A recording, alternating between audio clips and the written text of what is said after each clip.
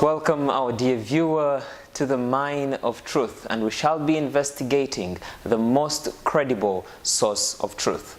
Over the years, 130 million books have been written, and I can say this book will come out as the most outstanding. It has been the most translated, the most read, yet the most distributed. And I can say for over 2,000 years, for the record that it holds, you will find out that it is the most blood-stained book. We would like to discover the Bible and the powerful messages for which people have dearly paid the price of life at one point in time. We would like to understand, where does it begin? Where does the history of the Bible start, and to which we can trace its roots? Today I am joined by two gentlemen, Murungi Edgar and Ivan Nkurukia. Gentlemen, you're most welcome. Would like us to go through this amazing journey about the Bible. Where does it all begin? Where can we trace its roots early in history?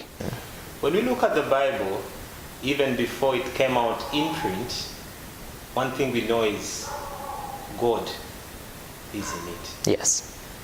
And we see God speak to man even before we get this printed word. So before the entrance of sin into the world, man enjoyed joyful communion with his Creator. Man had a wonderful time speaking to his God.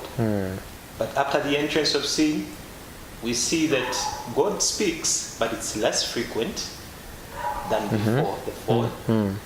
And as the years go by, we see that almost through the record of Genesis, God is speaking mainly.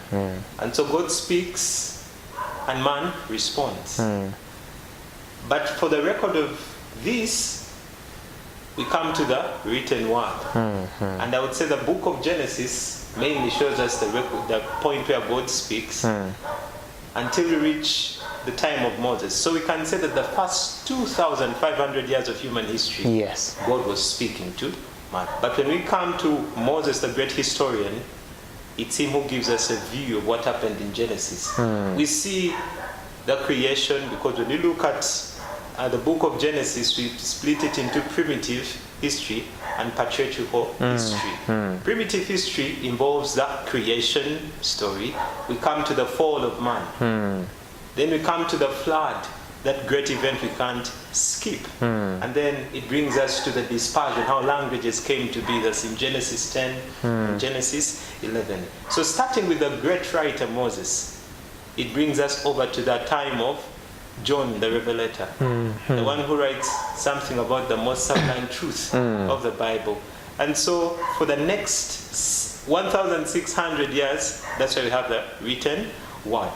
But let us take a deep glance into the spoken word. For instance, if you look at the word say or said, it's used many times. You meet it Genesis chapter 1 verse 3, you see God said, and let there be light. And the Bible tells us what happened, and there was light.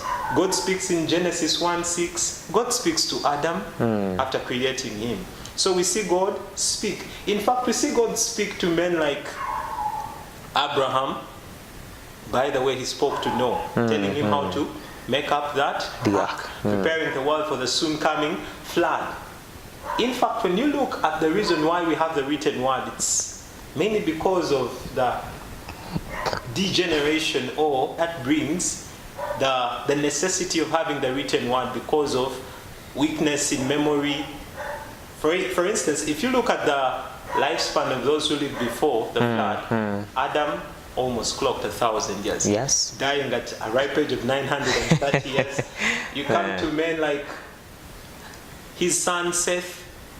I would say Adam was glad to see almost 8 generations. 8 generations. Wow. Today that is a marvel. Yes. In fact, it's only Noah who didn't see Adam. So these people had the privilege of getting first-hand information from someone who had been there. He who had come from the very hands of God. In fact, when we trace history, we'll see that all these men were men of years. And so they would pass on information to the successive generations. And I would say their mental capacities or faculties were stronger than we have today. And so because of that, after the flood, we see a very drastic drop in lifespan or age. And so that necessitated the written word. And so for that, I would say that the word shows how God speaks to us, and we need to hear and heed his call. You mentioned quite some very interesting facts right in there about how God takes a personal, he takes time to speak personally to man before the fall, as you have highlighted to us, and you find he also takes time to continue speaking to him after the fall. You mentioned something about the decrease in everything. One writer once said that at least there has been an 81% decrease in the man that God made and the man that is today, which is a very huge percentage according to the numbers. We would like to now start understanding. God is a communicative God. He is a God that speaks, that he speaks, and that is what we see when we trace the history of the Bible. So from the spoken, whereby it was deemed that hearing the words was always better. When you speak to somebody, the melody, the seriousness, the facial expressions, it brings out the message, it comes along with the message. But there comes a time whereby that cannot continually progress, and we see the writing coming on board. Edgar, can you give us a brief context about the writing? How does it all begin, and where does it start? And a brief into and an in-depth on how we can look at the context of that. Yes. Where does the writing start? We see the need of the writing because due to decline in the retention capacity, probably the memory has seen Yes. So the writing comes in around 1500 BC. The time of Moses. Moses begins to write, especially the first 5 books of the Bible, the other books that follow later. It is believed the Bible is written by around 40 men.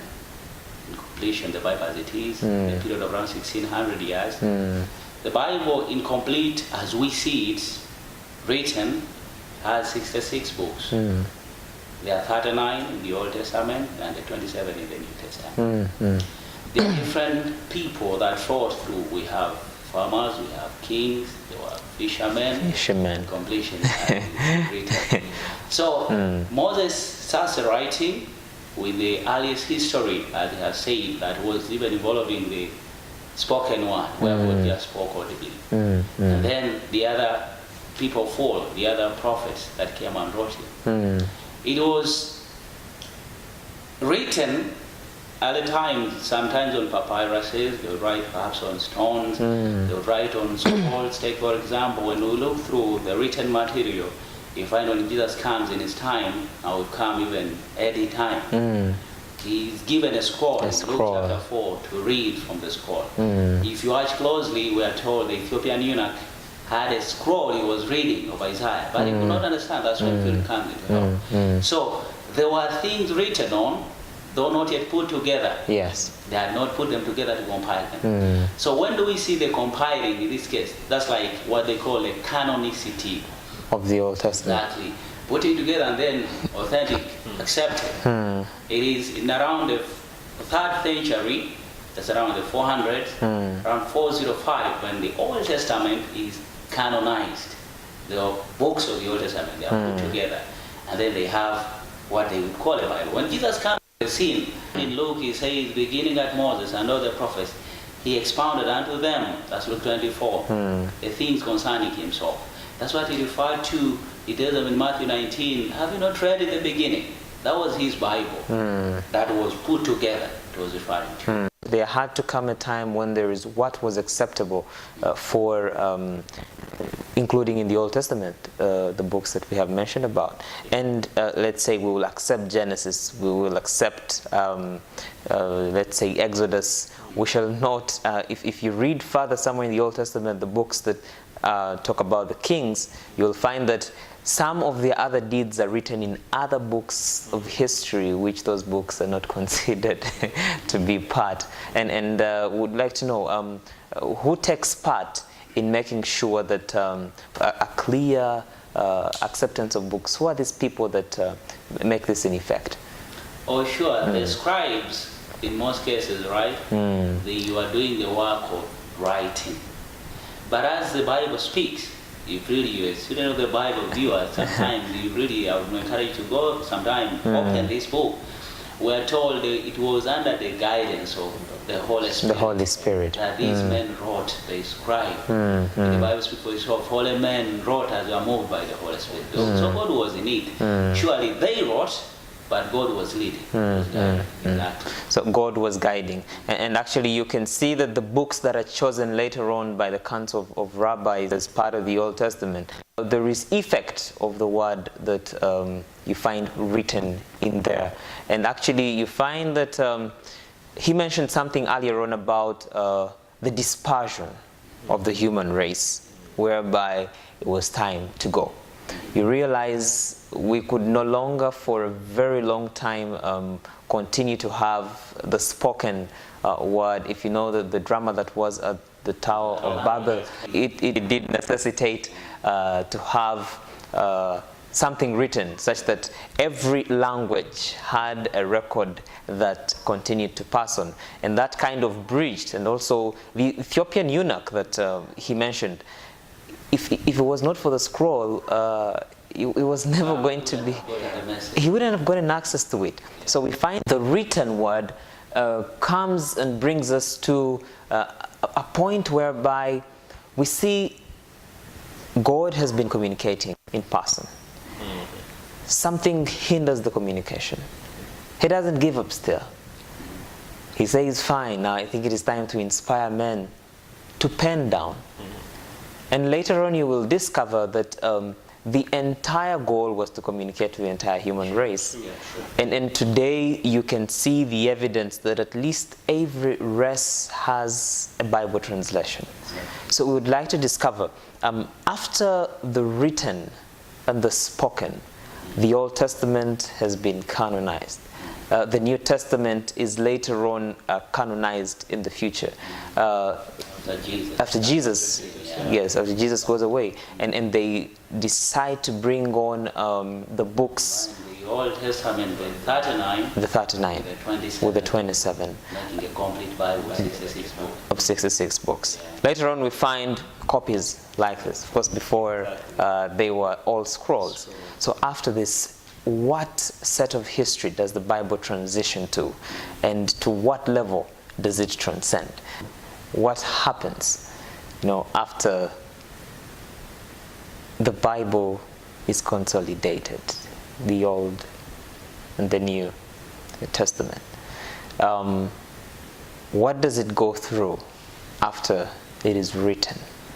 And as the writing also goes on, you realize before the final book is written, events start to unfold. Now, as early as the first century, Jesus had been clear during his time that they would suffer persecution for his name's sake, for the word that God had preserved all through the time. And so this happened the period of Emperor Nero, that is the first century, during the time of, especially with the martyrdom of Paul, was killed in the early century, persecution went on intensifying. After Nero is gone, there comes other emperors like Diocletian, and Diocletian was really tough and cruel. The persecution goes worsening when reaching around the 300s. 300, Diocletian retires in around 305. And then there comes Constantine, 307 he ascends. When Constantine comes, this is a pagan empire, Rome. They are totally against the word and the Christianity in the empire. So Constantine goes in around 312, is going for a battle. But as he's going, remember, he's a pagan empire. He's a pagan emperor, really a pagan empire. So when he's going, he gets a sign of the cross appears to him, and he hears a voice that by this you shall what? Conquer. So he says, oh, Jesus has spoken to me. He goes to win the battle. So when he comes, he tells the people, no more persecution. I am a Christian myself at this time. What does he do? They sign the Edict of Milan in 313 to tolerate Christians. When Christians are tolerated, they split in different places. They are free now. So when they split, this one, his target was now, I should be the ruler over the whole empire, Christianity and the paganism combined, because Rome was pagan. You're trying to say that Constantine is from a pagan background. Yes, because yes. it's a pagan empire. And after that, he believes that it is time to convert. And his goal is from what you're saying, is political maneuver.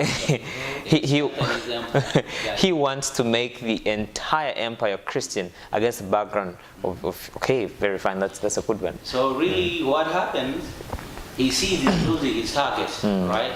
So when he goes back, he says, no, we should be one. We should have one empire, one emperor, and we should have one Lord. But in this case, he says, now let's come to an agreement, right? And iron out these things, what are really failing us. But the Bible was left out, the scriptures. And to some, they were not comfortable with this. So they said, we're not going to accept this.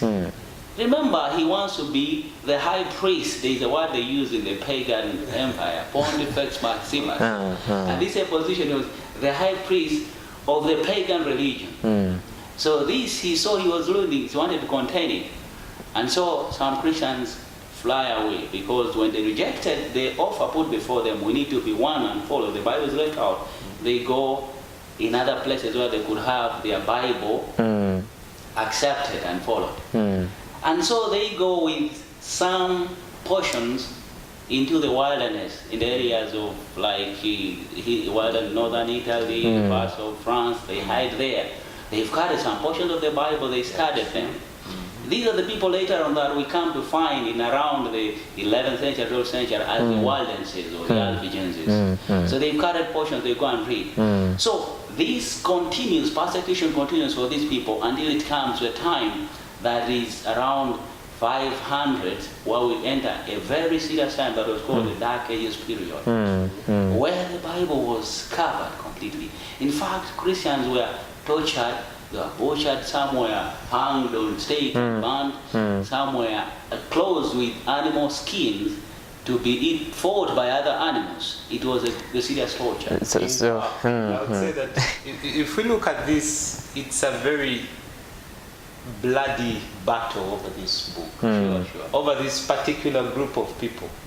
Maybe they were peacemakers in society, but just because of the beliefs they hold, that brings war. He has mentioned about the Albigenses, the Waldenses, the Huguenots. All these people, they now come out to be public enemy number one. Not because of maybe crimes committed, but because of the Bible. And so when we scrutinize all this, you see that what is so special about this book? The power that it does hold. You see, I like the concept that is brought out, that there is a disagreement. Yes. A disagreement with what Constantine, his former background is. He's the Pontifex Maximus. Yes. He wants to become the Bishop of Bishops. Yes. And that is practically not, I mean, how can you be the leader of two? Yes, definitely people would. And you find that the dispersion and the disagreements that come about bring the persecution that we all talk about. And that's what we're looking at. He mentioned the Albigenses. And actually, the Albigenses hold a core as far as the persecution begins. That's what we would want to know. What happens to the Albigenses? What about them that causes the persecution as far as the scriptures are concerned? Now, when you look at the Albigenses, first of all, that name, they lived in a certain place in France called Albi. So when we look at these people, they loved the Bible. They studied it. They loved it so much that when it conflicted with tradition, they were willing to stand. They were willing to. Pages. And so that brought a clash between those who are standing on the side of tradition and those who are standing on the side of the word, of the Bible. And there was a person by the name of Dominic. And so he found fault, or he found a question on this. Just because he failed to beat them at his job or his game, then I would say it turned out to be bloody. They started to be murdered. There was a man called Simon who was a great crusader. He started putting down these people, not because of anything, but because of truth. So what seemed to be something public or innocent argument turned out to be a war. In fact, what Guzman does, and working together with the Pope at that time, we see in around 1233, what do? They put what they call an inquisition. Exactly. Let's find out, why don't we agree with these guys, right? Let's iron them out, just like it was, right? So these turned into a bloody torture for these guys who are following the scriptures. Pope in 1233, Pope Gregory sanctioned, authorized the Inquisition. And here we find millions of people killed. Some of this sort of view you can find in some reference like the Fox Book of Martyrs. Exactly. You'll find a good history right from the times of Nero and other sources. Many people were killed, the Albigenses, the Waldenses. Why? They were not in agreement with the tradition that people had. For them, they held the scriptures. And sometimes when someone hears the Inquisition, they would think they were inquiring about witches, people that did not believe in the Holy Scriptures. But the Inquisition is actually who believes in the Scriptures and who does not believe in the tradition. That is what you see the Inquisition majorly being held. And I like the way you brought up Dominic Guzman and Pope Innocent III. Actually, there they begin everything. Literally, they begin everything. You realize in 1206, the Albigenses come to an agreement and they issue a statement that the church in Rome was no longer the Church of Christ. That is what they arrived to, because they had deterred from the Word of God. And in 1207, you realize the colloquy of Montreal. Dominic loses his argument. You realize the ongoing argument, he totally loses it. And the gentleman Simon, he mentioned about Simon de Montfort, he's the one who is contracted by Dominic to create the order of the Dominicans. And these people are hunted down.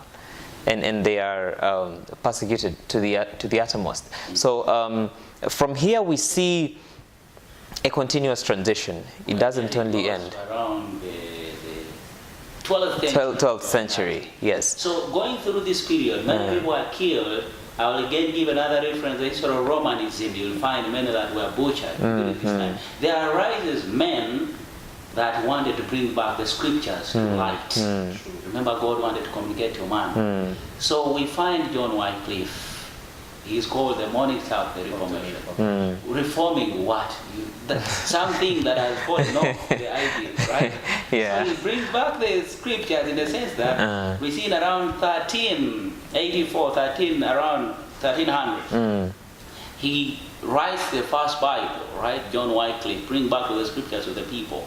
So he puts the scriptures together. It was in the language that it was the common language. Exactly. So later on, we see people that come after John Wycliffe, Huss and Jerome, in the 1400s, 1415 in fact. Huss who read part of the writings of Wycliffe.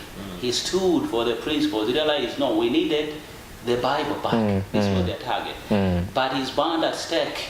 He's killed. His friend Jerome, with whom he had been nearly the same time, was burned. We see viewer people standing for the principles of the scriptures, whom they value, dear, even for their lives, they will not care. So 1415 there, Huss and Jerome come to the picture. After these men, there come other people, probably much more. So, yes, now I like the concept you've brought out. John Wycliffe. Wycliffe, he's a very interesting figure in information. I would say you can't skip him.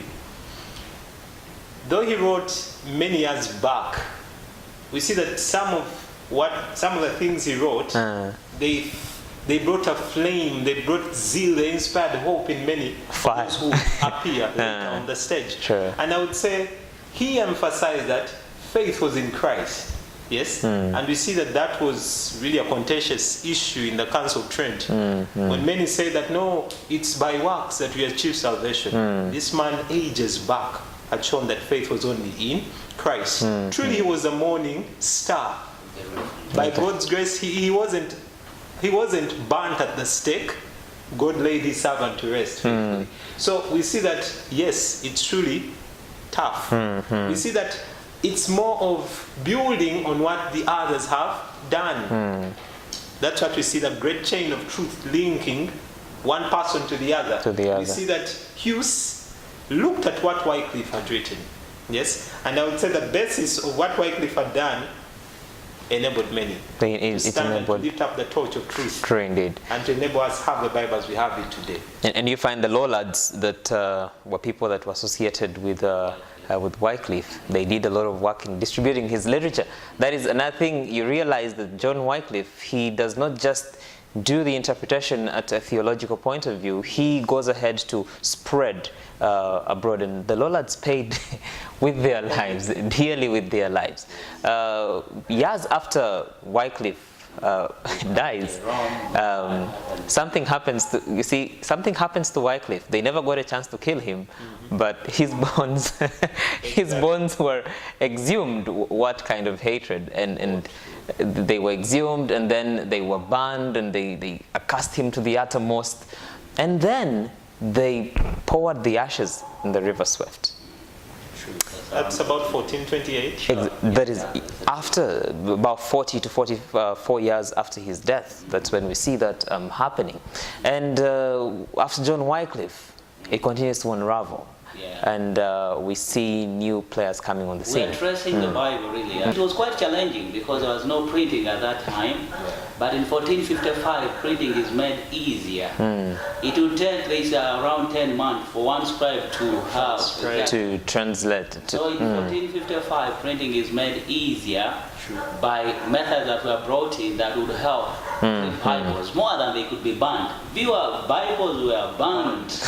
It was a crime to possess a Bible. So it was more than they could burn. Many were in circulation that were produced at this time.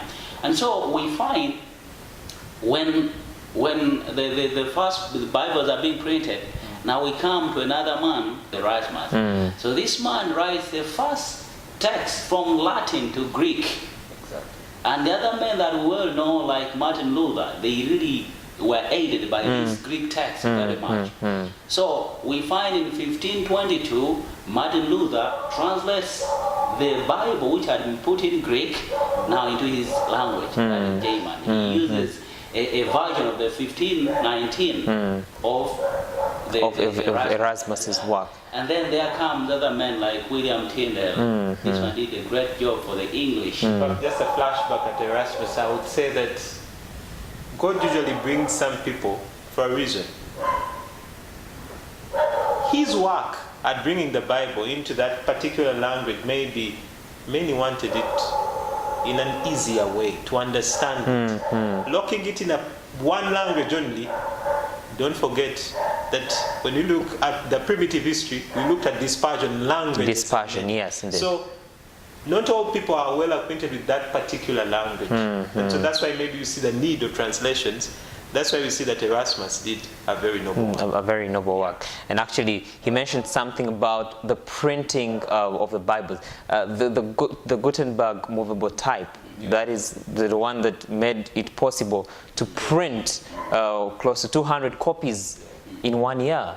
And that made the distribution of the Bible so easy. And it moved on from one place to another.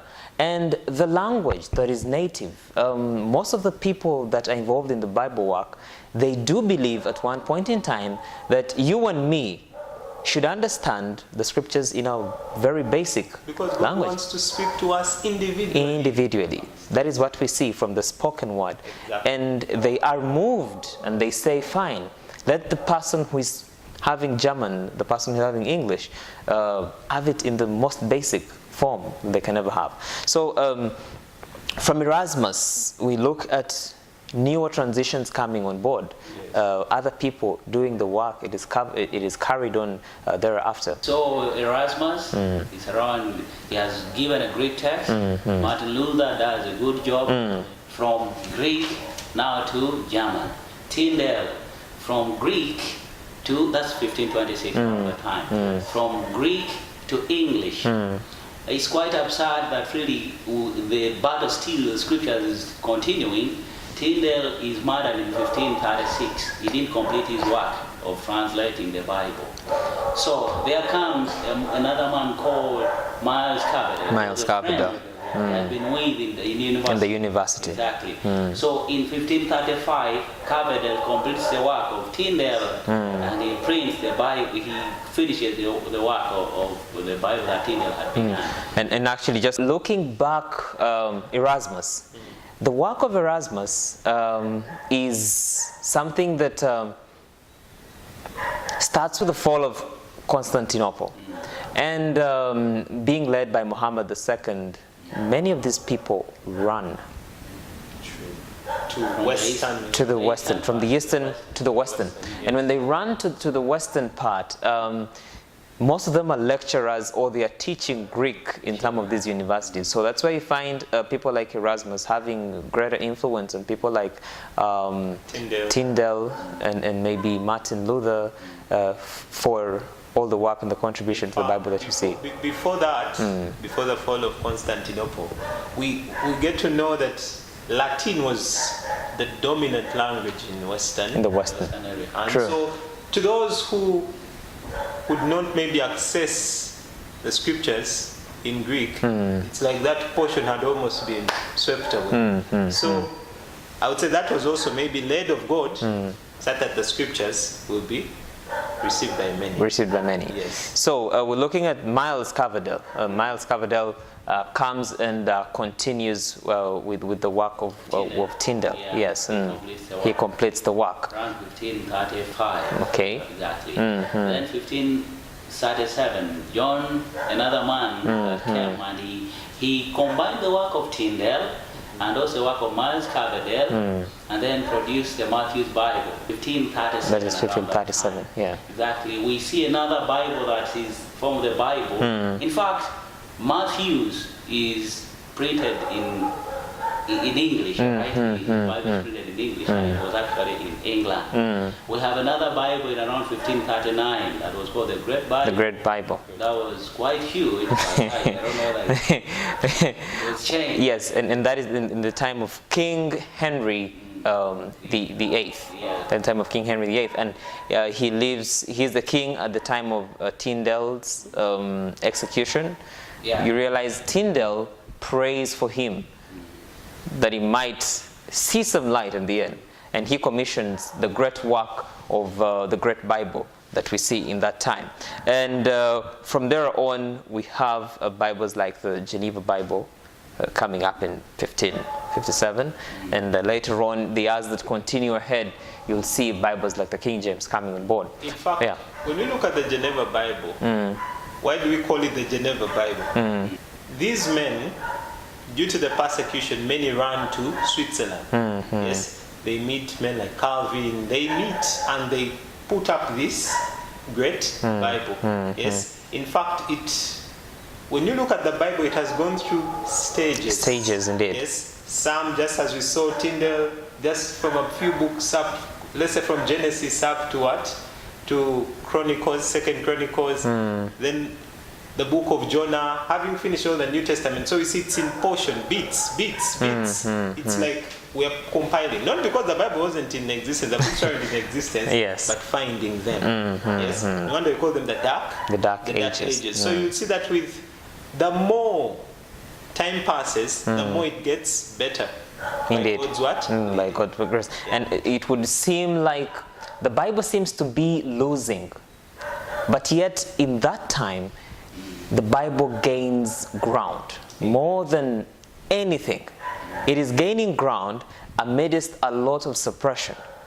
And people are getting the interest to read the Bible to pass on its messages, and it's having actionable impact in their lives. King Henry VIII is succeeded by his son Edward, and I would say that Edward goes ahead and continues the work. He's succeeded by Bloody Mary. But I would say after his death. when you look at the young king called Edward, I would say God can use even the youngest to achieve his purpose. When we look at the Bible, it's like it has politics, it has many things entailed in it. But young as this boy was, he had purpose. That truth will triumph. And so he pushes it, yes, and he dies at a tender age. Yes, even before he's old enough. He didn't even exceed 20 years. Indeed. But even at his death, little as he was, he had an impact. We read about him in the pages of history. Indeed. Today. So that's when Bloody Mary comes in, actually, after this young king. Sister. Exactly. So when she comes in, that's when these men that Ivan talked about, they flee. Actually see around 800 scholars, including Miles Cavendale, they flee to where to be Calvin in Switzerland. That's why they get together to compile the Bible that we call the Geneva Bible. That is in around 1560. Yeah, 1560. And the most beautiful thing about it is it's dedicated to Queen Elizabeth after the First. Yes, after Bloody Mary. She passes away. Her reign was pretty much short, but many people paid with their lives for the Bible in that time. So 1560, we see that the Bible, the Geneva Bible, is brought on board, and it's considered to be the study Bible of the time. It has the footnotes, it has all the study notes that we look at. But as the Bible is being forwarded, there are people that are fighting against it. And in about 1540, a group was commissioned to counteract the Reformation. The Jesuits in 1540. So if you look at the Bible, well, some wanted to go forward, others want to get something else. Yes, and so we see a man called Ignatius Loyola. He starts that. A native of Spain. So he starts that campaign. He collects a group of people with a motto. It's called a counter-reformation. Counter-reformation. Against. Don't forget we've seen people like Wycliffe, Tyndale, Luther. All those are rising up, but this man now rises up to counter that great work. And so when you look at him, he puts up what we call the Jesuits, what some call the Society of Jesus. Yes, and its motive is to tear down. They do that in many ways, through death, through compromise, through bribing, through infiltration, and in many ways. Their motive was to put down this Bible that was causing a reformation, that was turning people from tradition to truth. Yes. So he's a key figure. He's a key figure, yeah. Indeed. And the Jesuits play a great role in trying to undo the work of the Reformation. Yes. That is actually what you see. And to them, the Bible, the Reformation Bible, is the greatest enemy that any Jesuit would ever meet. And no matter how they disguise, they either assassins, they will infiltrate in the education system. It will be manipulated, and they have targeted quite a great part of the education system to make sure that what is being taught even in the theological schools, even today, starting from 1540, is literally not in line with the concept of the Bible. So when we look just about the same time, 1540, you run down to the time of King James, whereby what is called the culmination of all the reformers, something is prepared by the king himself. And we want to understand the King James version of the Bible and how it comes up, because it's the last in the line of Bibles that we see coming on board. Yeah. So we see in around 1603, Elizabeth dies. That's when a young king, James, comes. In 1604, there was a Puritan leader by name John Reynolds, right? He asked that there should be a Bible translation put on the scene. But we are having a battle still again. In 1605, we have a target to assassinate the king, to assassinate the king and the parliament. Yes. So there was a man who was called Guy Fawkes. This man said about 36, he wanted to gunpowder, he wanted to have the king assassinated, and the work fails. Remember, 1604, a request is put before the king, and he said, let's go ahead. Just 1 year, they want to fail it. But this man was discovered. And then before he could actually execute that. Parliament. And so the work of working on the version the king had authorized King James continued until 1611. That's when it is completed. How is it done? It was the best. Really, God did this. How is it done? They had around companies of men, right? They had 7 in a team. They had 6 companies of men. 54. Exactly, about 54 people, but around 47 participated. Yes. It is said that each word was reviewed 14 times. 14 times. How do they do it? There are 7 in a team. Okay. It is said each one went through each word on their own in a team. They brought it together. They went through. Those are 7 times, right? Because now there are 7 in the team. They brought it together. How did you find it? So the word is reviewed again the 8th time. The king was serious on this point. He said, now, go get the work you've done, give it to the other 5 teams, or 6 teams, around 3 cities. So on 8 it goes 13. So 13 times the word is reviewed. And again, what do they do? Of the 6 teams, they pick out 2. The best. Two from every team.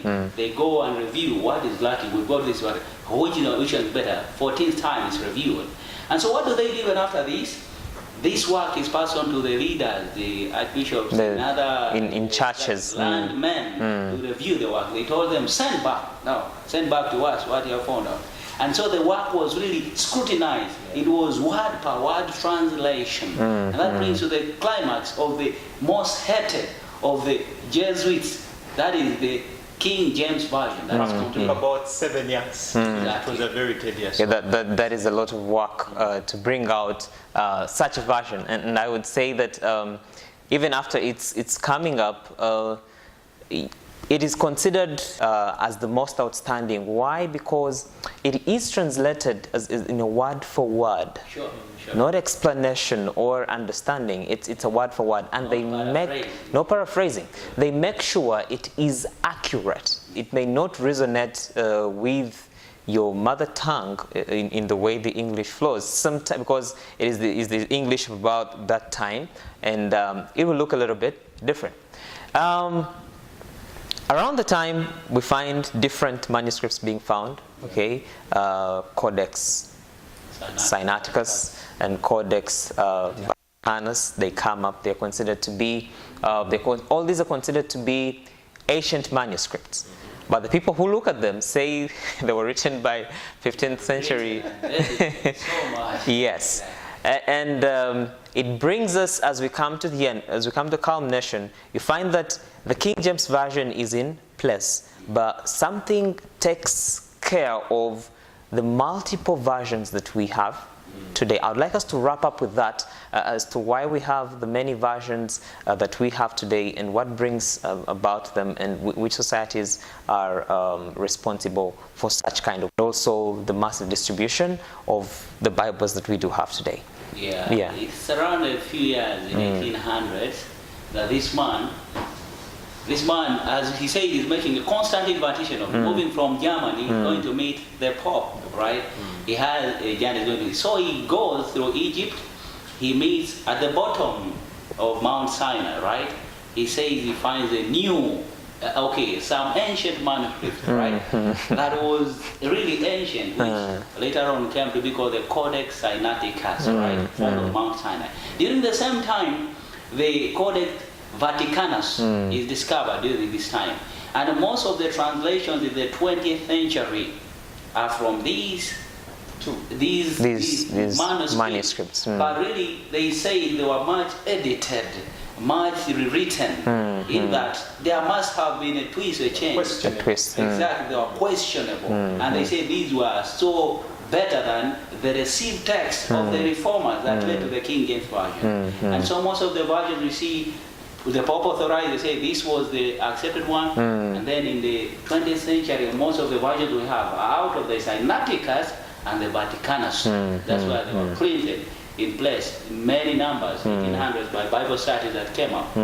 Printed many of these from those manuscripts. Yes, Those are the Bibles we have. And actually that brings us, yes. And just, that shows you that the Bible, maybe someone holds it's best more about the manuscript used. Yeah. So if it was Textus Receptus, just as a King James, that may be a little bit different from the Codex Sinaiticus or Vaticanus, just because of the manuscripts. The manuscript gives the foundation.